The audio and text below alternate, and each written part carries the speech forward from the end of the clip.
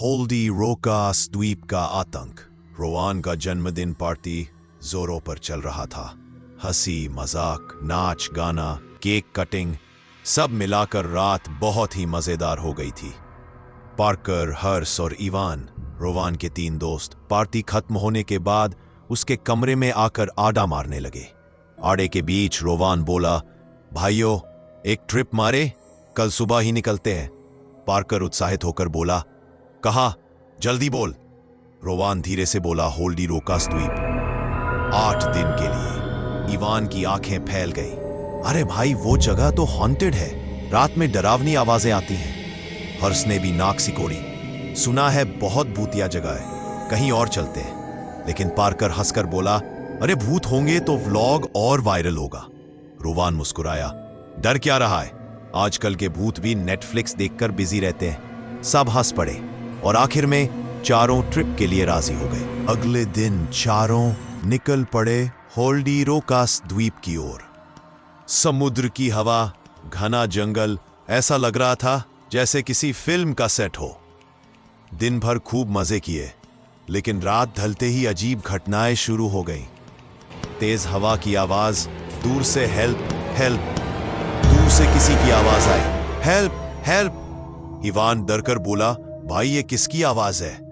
Parker फिर हंसा, भूत होगा, पूछते हैं चाय पिएगा क्या? लेकिन आवाज इस बार और जोर से आई। रोवान बोला, चलो देखते हैं। चारों टॉर्च लेकर जंगल में घुस गए।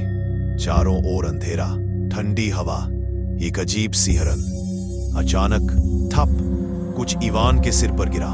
वह चिल्लाया, मम्मी भूत। टॉर्च की रोशनी में देखा वो नारियल था। पार्कर हंसते हंसते बोला, भाई कोकोनट गोस्ट डाइटिंग कर रहा है। सब हंस ही रहे थे कि दूर अचानक नीली रोशनी चमकी, जैसे कोई लालटेन हवा में तैर रही हो। वे रोशनी की ओर बढ़े और देखा पुरानी लकड़ी की झोपड़ी। दरवाजा अपने आप जी आवाज के साथ खुल गया। अंदर एक बूढ़ा बैठा था, लाल आंखें, उलझे बाल। बूढ़ा बोला, बहुत दिनों बाद मेहमान आए हैं। इवान डरते हुए बोला, आप भूत हो क्या? बूढ़ा धीरे से बोला, मैं नहीं, पर जो यहाँ रहते हैं वो घूमते रहते हैं। और तभी बाहर से भयानक गर्जना हुई। पूरी झोपड़ी हिलने लगी। बूढ़ा चिल्लाया, भागो, वो आ गए। चारों जान बचाकर जंगल में दौड़ पड़े। अचानक इवान चिल्लाया, रोवान कहाँ है? वे रुके। रोवान कहीं नहीं था, सिर्फ उसकी एक जूती पड़ी थी। चारों ओर फुसफुसाहट। हाँ हाँ, डर के मारे तीनों किसी तरह द्वीप छोड़कर घर लौट आए। 2 दिन बाद रात के 1 बजे हर्ष के घर के दरवाजे पर टक टक टक। हर्ष ने दरवाजा खोला, सामने रोवान खड़ा था, चेहरे पर अजीब सी मुस्कान। हर्ष बोला, भाई तू कहाँ था? हम तो समझे तू।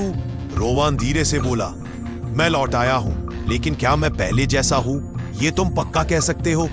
हर्ष ने ध्यान दिया, रोवान की आंखें चांदी की रोशनी में चमक रही थी। कमरा अचानक बर्फ जैसा ठंडा हो गया।